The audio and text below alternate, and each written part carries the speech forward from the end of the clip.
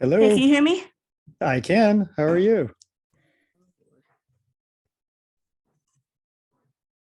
Can you hear me?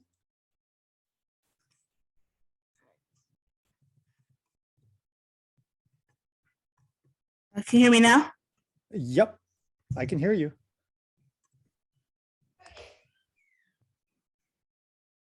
Can you hear me?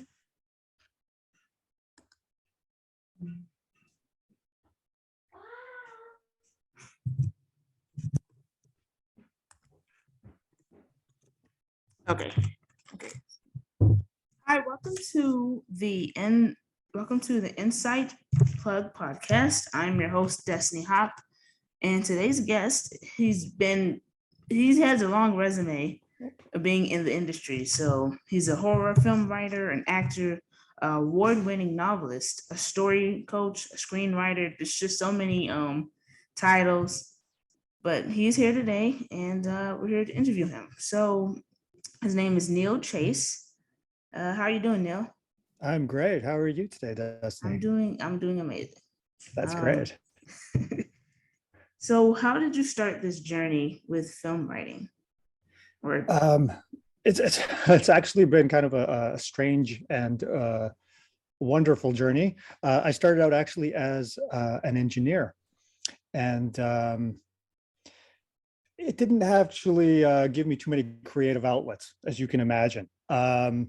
But then when I moved to Edmonton, where I live now, Edmonton, Canada, I I didn't know anybody here, and I decided to try some things that would either, expand my social circles and just try something new, something different. And so I took some acting classes, which I'd never done before, and I really enjoy it. I love doing it. And then the acting classes led to more acting classes. It started out acting for the theater, which then became acting for the camera. And then I got involved with some local film clubs and we started making short films and things like this. And then pretty soon I started writing short scripts and then filming those short scripts. And then eventually I wrote a feature. And I didn't know if it was any good or not. And what I did was I actually entered it into some competitions just to get some feedback, just to see like, okay, is this thing any good? Am I actually any good at this, or should this just sort of remain a fun little hobby? And that's when I started winning contests. And I kept writing more, and I kept winning more, and eventually my work got noticed by some local producers and directors, and they brought me on board their projects, and I started doing rewrites for other people's scripts. um, and yeah, and then here I am a couple of years later, and I've got some produced screenplays under my belt. I've got uh, my horror novel Iron Dogs is out. I'm working on my second novel currently. I have an unfinished manuscript sort of waiting in the wings. okay, let's do the interview somewhere else. Good Oh, thing this sure. is just audio, and I edit this. Sure, So, sounds good. um, okay. It's all good. Amateur. Don't worry. It's all good. Okay. I do a radio show, and I do the same thing happens to me. Yeah, you can't see me either. I'm like a beam of light right here. The lighting is terrible. Okay, so can you give me a second to read? No problem. Do You take your time. Take your time.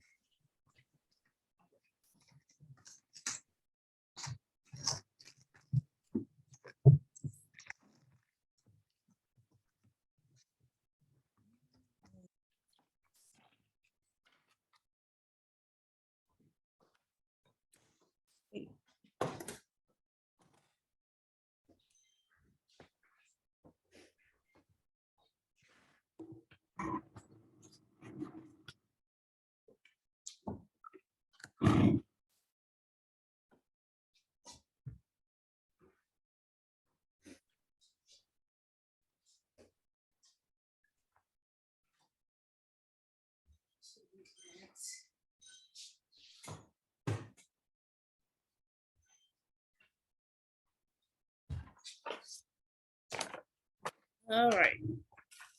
Okay, can you hear me now?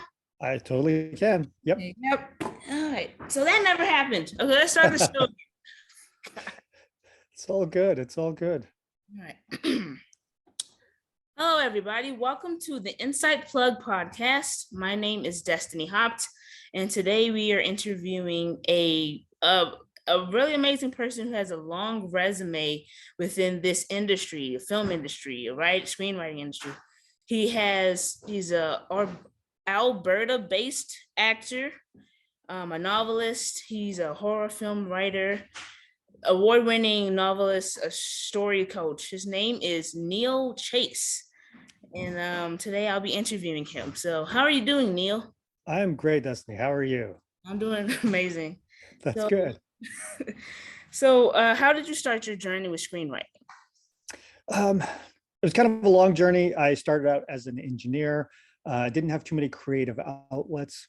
When I moved to the city that I live in now, Edmonton, Alberta, I didn't really know anybody. So I joined an acting class because it was something I'd never done before. And I thought it'd be fun to try. And just one thing kind of led to another. The acting classes led to me writing some short scripts, which then led to me trying my hand at writing a feature script. But then I wanted to see if it was any good. So I entered into some contests, and then I started winning contests. So then I started writing more and winning more contests. And then pretty soon that got the attention of some local producers and directors who wanted to work with me on things. In the meantime, I was getting more and more acting work as well, which was really nice.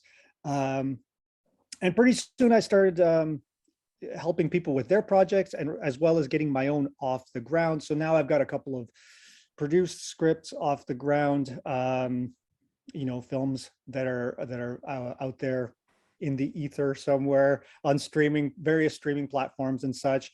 I've got a film now that I've just completed recently. That's my directorial debut. It's a supernatural thriller called Spin the Wheel. So that's going to be coming out, I would think, later this year, early next year. We're still not sure exactly because editing process takes forever if you want to make something look good.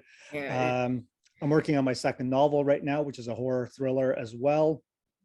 Yeah, that's kind of where I'm at. So there are different methods of writing to kind of organize and structure your story. There's a hero's journey, and then there's a 3-act structure.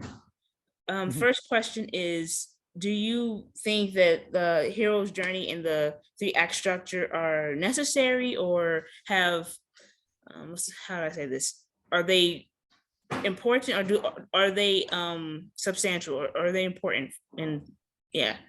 And go ahead. Sorry, go ahead. Finish your question. The second question is, what method do you prefer or do you use?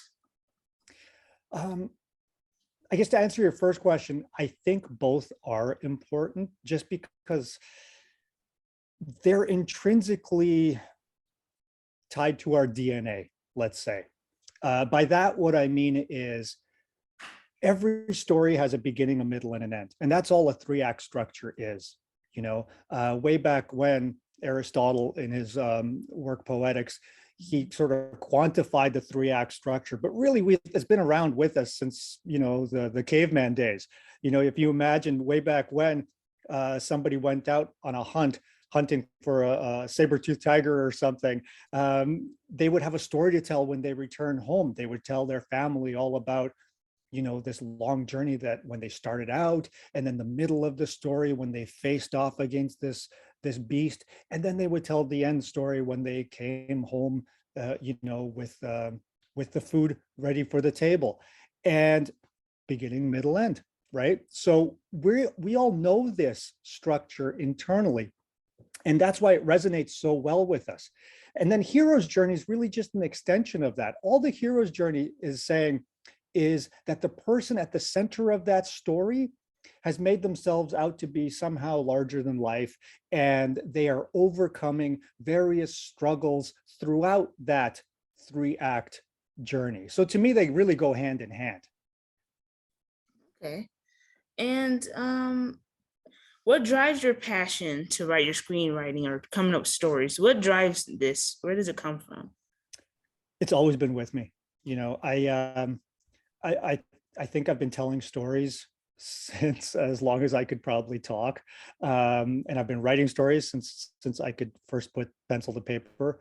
Um, you know, some of my best memories from when I was a kid would be like writing some short story in class and then getting up in front of the class and wanting to share it with everybody, and just sort of seeing people's reactions, seeing how they, you know, if they were surprised by something or if they made them laugh or anything like this.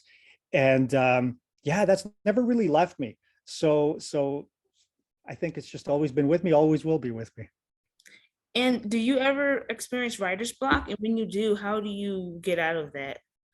I think every writer experiences it. I don't know a single writer that doesn't. You know, even the most famous writers in the world, you know, your Stephen Kings, Neil Gaiman's, people like that, they all experience it. And everybody has a different way of dealing with it. You know, it's one of those funny things that I don't think there is any set routine that works for everybody. But there are a couple of different techniques that I try to help people out with when they come to me.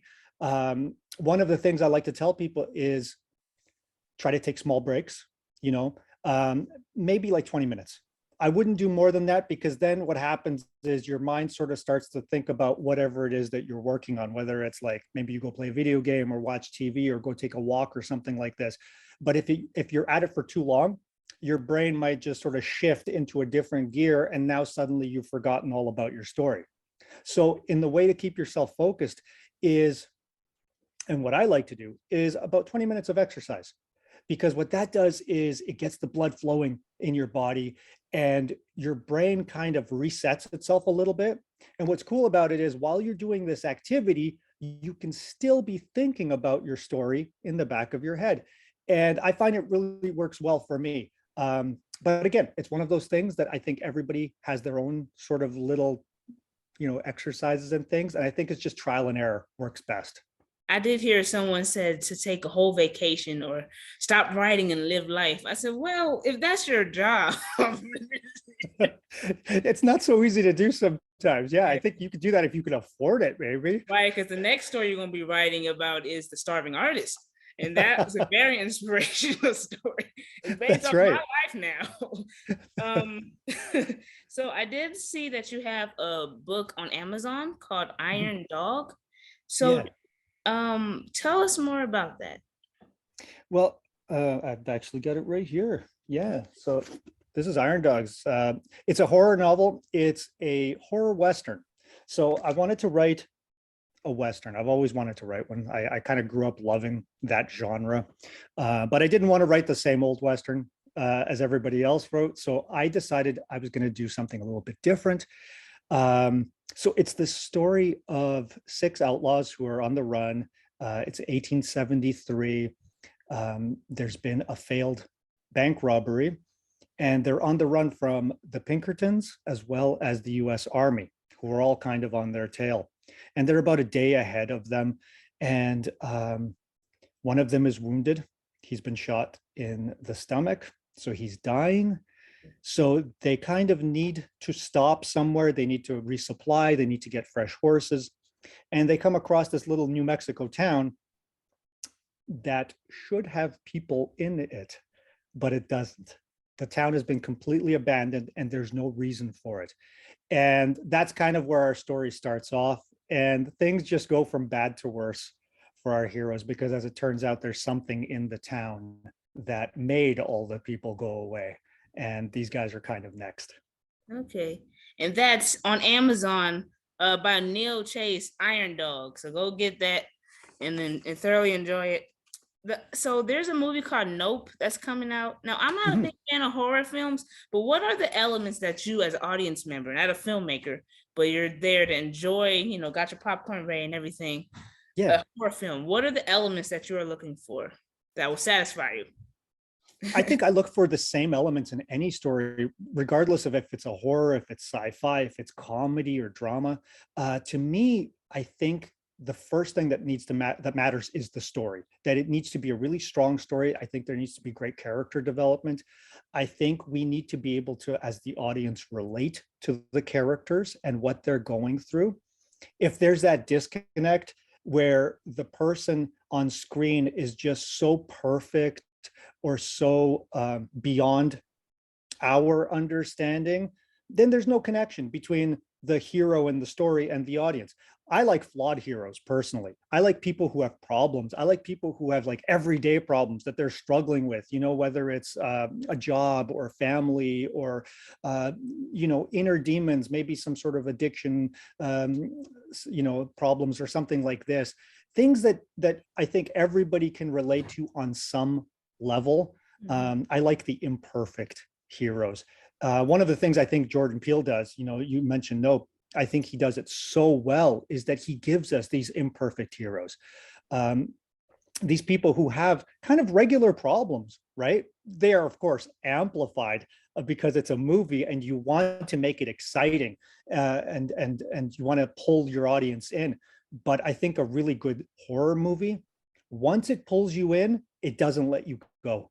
And it never really lets off. It's almost like a roller coaster in the way that it starts going up, ramping, but every time it dips, it doesn't go all the way down. It just dips a little bit and then starts climbing again. And I think a good horror movie has those elements. And I think Jordan Peele has really shown himself to be a fantastic horror director. Okay, because sometimes I get fantasy such as Harry Potter and who is it, J.K. Rowling? She wrote Harry Potter. Mm-hmm. Yes. And like Stephen King, is he horror or is he like? I get he's that. Mostly horror. Yeah, mostly he's horror. he's mostly horror. Yeah. And then M. Night Shyamalan, is that how to say his name? He's Mm-hmm. horror. That's right.